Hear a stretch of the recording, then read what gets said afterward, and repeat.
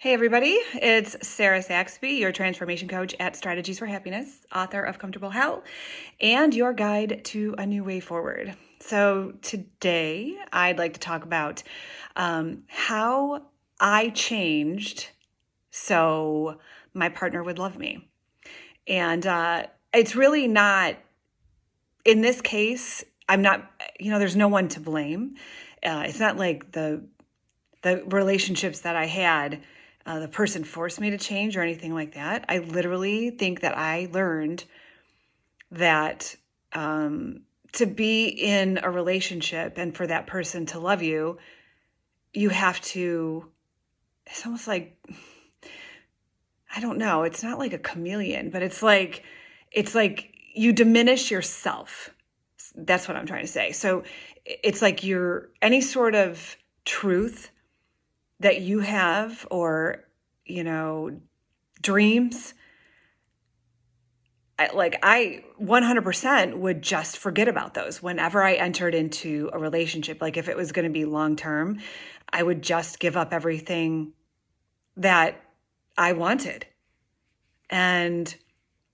or anything that, I don't know, I guess maybe I thought that if I was authentic and I was myself, that they wouldn't love me.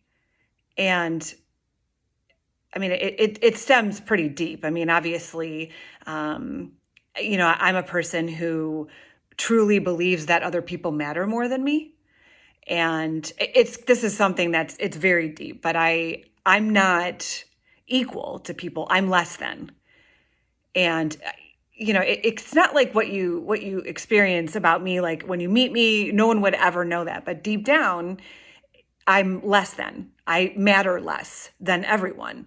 So how could anybody love me for the person that I really am?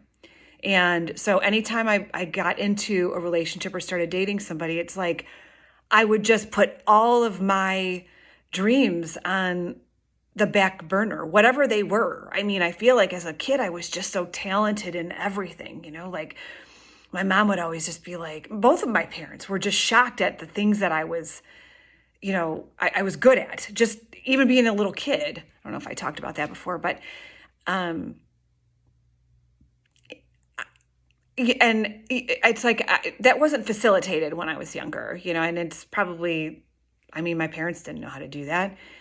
And I know, I've probably said this before too, but my mom, when I asked her, if she was happy, I asked her if she was ever truly happy, and she just started crying. And she would always tell me, your dad's a good provider. He's a good provider, and I was like, well, thinking to myself, like, you don't want somebody that, supports you in all your craziness and or non-craziness, whatever, like just supports you. And, obviously as a partner, it's like you're there to like sort of be the sounding board and stuff. But I guess I never really thought that someone would love me if I was myself. And I'm 50, and when anyone who knows anything about astrology, you go through your Chiron return when you're 50. And that's a really, really big time. It's kind of like, generally speaking, it's like the universe saying, okay, you've fucked around for 50 years. Now shit's getting real. And it's like, you don't have that opportunity to just mess around anymore. It's like things get really, your opportunities are literally in front of your face. And you can't live in a way that's not authentic anymore. I mean, not past your 50s. And it happens, and people do, but it's a very sort of destructive, and I say destructive, that's the word that came to my head, but it's almost like it's an uphill battle if you don't face your challenges and face, all these things that you opportunities that have come up all your life. It's like, it's now or never when you're 50. And what's the path you want to go? You're at the fork. Which way are you going to go? And I feel like every day is like a new challenge for me, but I'm not like, I can't enter into a relationship because I'm just afraid that I'm still not this professional at it. I'm really good as an outsider, helping other people, but myself, I don't trust myself yet. And I'm just getting to know me. And because I want to be that person the next time around. But, like I mean, even like decent relationships that I had back in the day, I immediately, it's like once that meeting starts, it's like I just throw everything away, everything that I ever wanted, like, or dreamed about or dreamed to do. It was secondary to the relationship. Everything was about the relationship and always being there for the relationship and doing things with that person and, not necessarily hanging out with friends all that much. It's like everything was this relationship, and whatever I had to do to keep it going, I did. Because I think I was afraid that if I started living my dreams, I was going to lose that person. And you know what? Maybe I would have, but that was because I'm supposed to have lost them, right?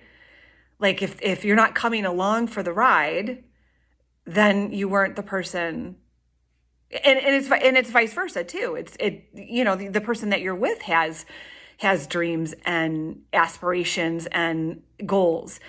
And I realize how much they have to align. Now, you can't just give up yours for someone else, because the day is going to come where you're going to have to face that. And I have a lot of friends that are becoming empty nesters. And what do you do? What do you do when you never created anything individually? It was always, supporting the other person, or, and following their dreams because, they made good money and I get to just, I can decorate the house or whatever. And I'm not judging that by any stretch, because I think everyone has their own path. But if you're going to come to a head and, the kids are going to be gone and you're going to go, what do I even like? What do I enjoy? What have I always wanted to do? And I feel like I'm all over the place with this one, but what came to me is, in that instance, what I always have my clients do is connect with what made them, what I call, lose time when they were younger. So what were things that, like, when you were younger, I mean, I don't know, pick an age, and you would lose time, meaning that you wouldn't even look at the time. You had no idea what time it was, and time just seemed to stop. And, for me, it was when I was being creative.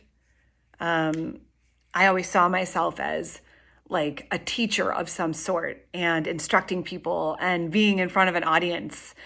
And, and I would lose time doing that, like just being in front of a mirror or spending time, with some of your favorite people when you were little and just laughing so hard. I don't know. It just connecting to those moments helps you connect to the things that at one point in time were very, very meaningful for you, because most of the time it's like we black out, and this is all part of comfortable hell.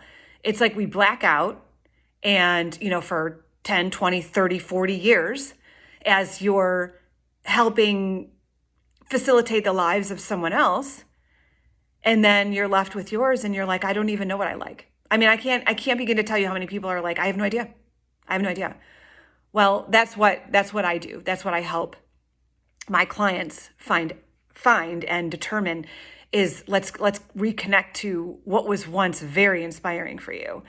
And this all coincides with, how I said I changed for all the people that I dated.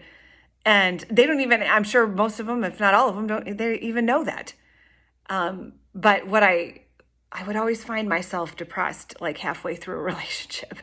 And I mean, like, depressed. Like I didn't want to do anything. I didn't want to go anywhere. And then when the relationship ended, all of a sudden it was like, boom. And I like just catapulted, I went back to school, or, I started, doing things again and making things happen.